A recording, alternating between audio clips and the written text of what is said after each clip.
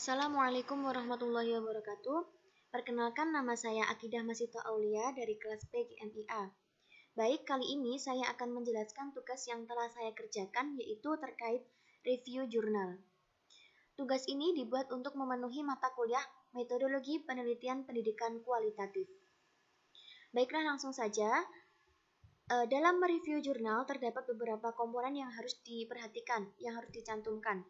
Di sini ada judul artikel, nama jurnal, volume, tahun, penulis, reviewer, tanggal reviewer, latar belakang, tujuan penelitian, permasalahan, objek penelitian dan subjek penelitian, metodologi penelitian, kemudian hasil penelitian, kelebihan dan kekurangan. Untuk judul artikel di sini saya mengambil implementasi metode UMI untuk meningkatkan kualitas membaca Al-Quran di SDIT Ihsanul Amal Alabio. Di sini sudah saya cantumkan link dari jurnal yang saya review, dan di sini sudah saya tampilkan jurnal yang saya review. Nah, yang ini, yang sudah saya blok warna biru ini adalah judul dari jurnalnya.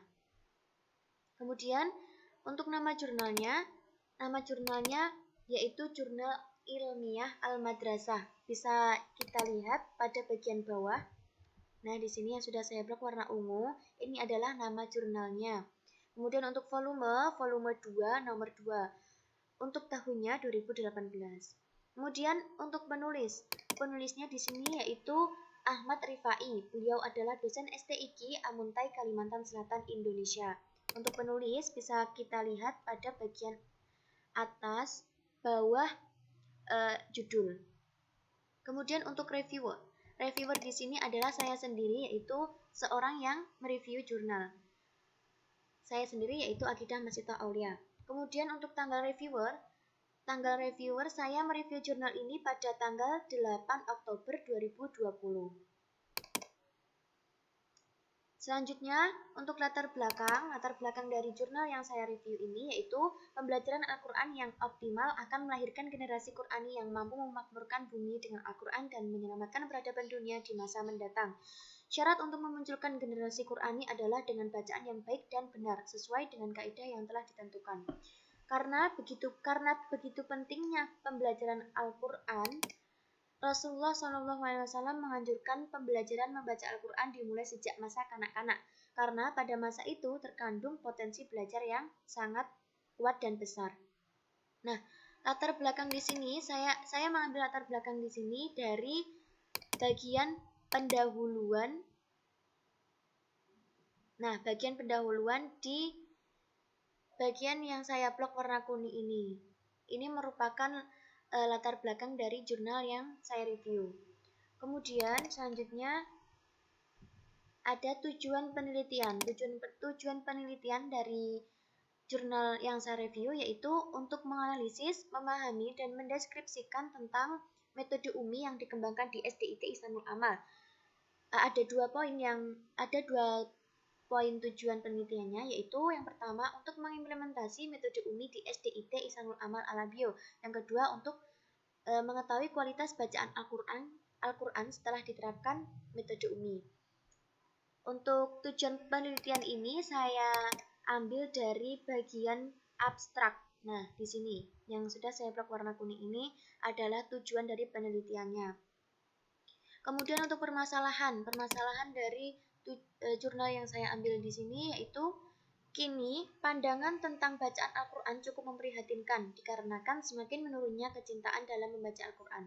Seiring perkembangan zaman, kitab suci Al-Quran sudah jarang dibaca dan didengarkan. Membaca Al-Quran telah digantikan dengan bacaan-bacaan dan media-media informasi lain. Padahal mereka tahu bahwasanya Al-Quran merupakan ibadah yang memperoleh pahala dari Allah SWT. Nah, di sini bisa dikatakan permasalahannya ya, karena di sini dijelaskan bahwa cukup memprihatinkan dikarenakan semakin menurunnya kecintaan dalam membaca Al-Quran. Permasalahan di sini saya ambil dari bagian pendahuluan.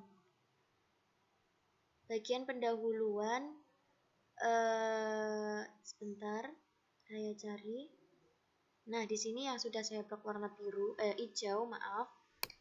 Nah, di sini adapun pemandangan yang cukup memprihatinkan adalah akhir-akhir ini dirasa kecintaan membaca Al-Quran di kalangan umat Islam sendiri agak semakin menurun. Nah, ini bisa dikatakan suatu permasalahan ya. Kemudian untuk objek penelitiannya yaitu dimensi mengajar menggunakan metode dan pendekatan dengan kualitas membaca Al-Quran. Untuk subjek penelitiannya yaitu untuk semua siswa SDIT Ihsanul Amal Al-Bio. Kemudian metodologi penelitian. Metode yang digunakan jurnal ini metode yang digunakan peneliti yaitu peneliti menggunakan metode deskriptif dengan jenis penelitiannya studi kasus. Metode ini saya ambil pada bagian poin metode ya. Nah, ini yang sudah saya blok warna ungu ini, penelitian ini menggunakan metode deskriptif, jenis penelitiannya yaitu studi kasus. Nah, sudah jelas ya. Untuk teknik pengambilan sampel yaitu kepada seluruh siswa SDIT Ihsanul Amal Al-Bio. Kemudian untuk teknik pengumpulan data. Teknik pengumpulan data ini menggunakan teknik observasi, wawancara, studi, dokumentasi. Nah, di sini saya ambil dari bagian metode juga. Nah, bagian ini yang sudah saya blok warna biru. Bisa dilihat sendiri ya. Sementara sebagai instrumen pengumpulan data adalah peneliti sendiri untuk memandu peneliti dalam mengumpulkan data dan klasifikasi data. Maka sebelumnya peneliti telah mempersiapkan kisi-kisi pengumpulan data. Analisis data dimulai dengan menelaah seluruh data yang dikumpulkan dari berbagai sumber, yaitu dari hasil pengamatan, wawancara, studi dokumenter. Untuk analisis data dimulai dengan menelaah seluruh data yang dikumpulkan dari berbagai sumber, yaitu dari hasil pengamatan, wawancara, studi, dokumen. Nah, bisa dilihat di